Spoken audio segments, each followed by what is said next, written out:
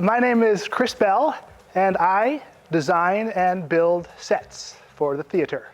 In a show, the set is there to help tell the story. It brings you into the time and place of where the story takes place. When I begin working on a show, the first and most important thing to do is to read the script. All the designers get together. We have the director. I'll be there as a set designer. We'll have a lighting designer. We'll have a costume designer. And we'll discuss what the show is about, the time it takes place in, and what we want to see in general. And then it's just a matter of, okay, how do we want the audience to feel while they're watching the show? We go for moods. We can do a dark forest. We can do a bright interior dining room, a seashore. All we need to do, we'll lay out some blue fabric and there's the ocean. Simple things or elaborate things. So building a set, everything on stage is an illusion. We're just creating the look of what you're actually seeing. This bunny, for instance, you might see that it looks like stone. It's basically just painted and then spattered with a little black. It's painted like gray, it's spattered with a little black, it's spattered with a little white, makes it kind of look like granite. It's all simple painting techniques.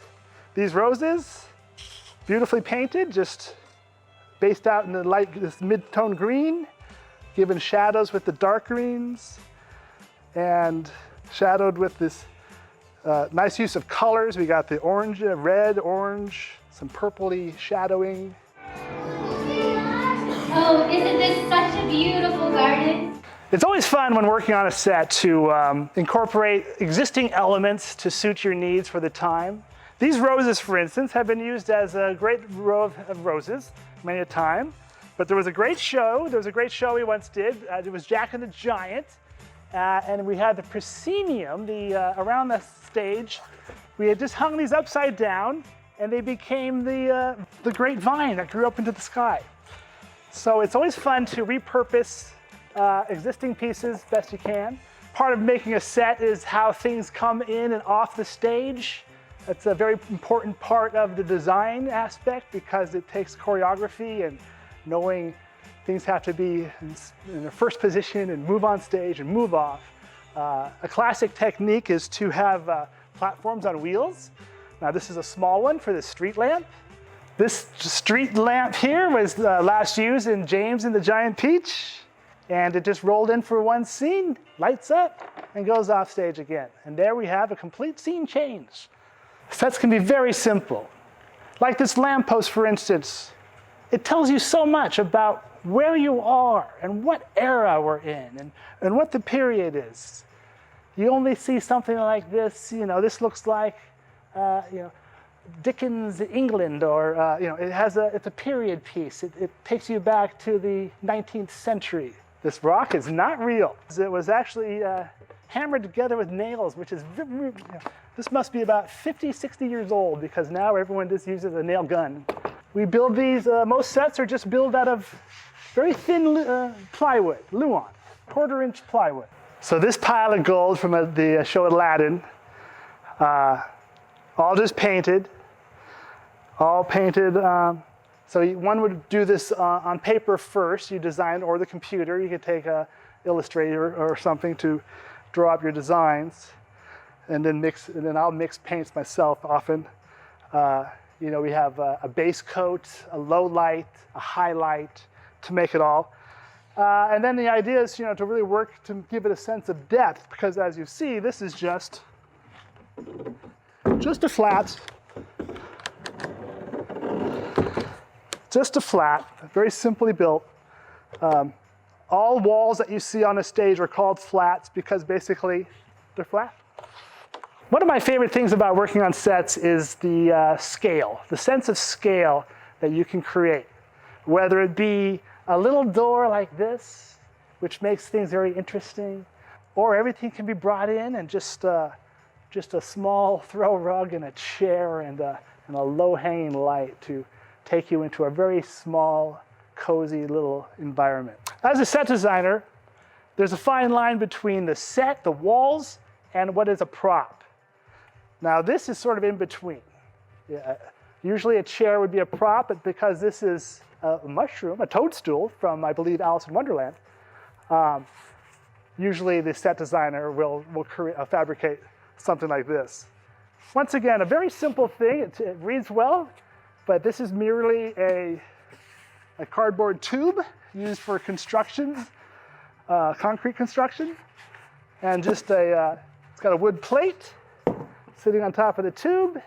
It's got some foam wrapped in fabric, sprayed with a little paint, and very nice job. Put little spots on it, and you know exactly what it is, a toadstool. And you can sit on it.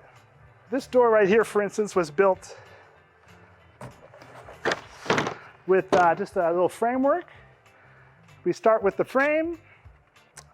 These are just little 1x2 inch pieces of lumber, chopped to size.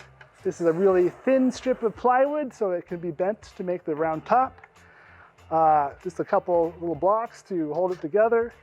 Very simple structure. And then beautifully painted.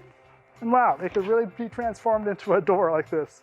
Some sets can be like building a house. You're literally putting in cabinets and a sink and doors and opening windows. So it can be very elaborate like that. Or once again, it can be simple. When we're building sets and the pieces have to move off and on stage, part of the design challenge is to make it, keep the scale, but make it manageable. So when we move off a set, the challenge also in many theaters is to find out, we'll call it its home. Where does this piece go when it's not in use? Because we also have to make sure that behind the scenes or backstage or off to the sides of the stage, that actors can come and go, that costume changes might be happening, and these giant set pieces often have to be each given a place off stage where they live, as we'll say. One of my favorite kind of sets, Revolve. We'll have a large turntable, we'll call it, where one whole scene could be set up for the audience, and then when the lights go out, it just turns, it spins around to reveal a whole new scene, and that's a very effective way to get very elaborate sets changed very quickly. So we can have revolving sets. Sometimes we'll just do triangular pterodactyls, they're called, and they'll have 3 sides that can be turned around to expose different settings. A good example of a revolving set was done on this stage for Beauty and the Beast, where it went from a throne room castle to a simple cottage.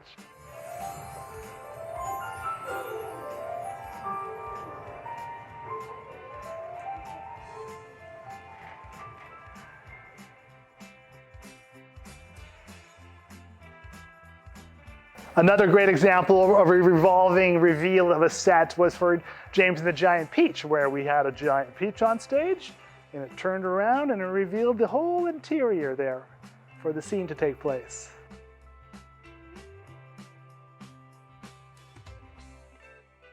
Next time you're at a theater, look closely at the set you're looking at. Maybe you can see now the different elements they're using, how these are just painted flats, or if they're revolving, or if things are going off, or sometimes things can fly up. But it's good to appreciate the set when you're watching a show.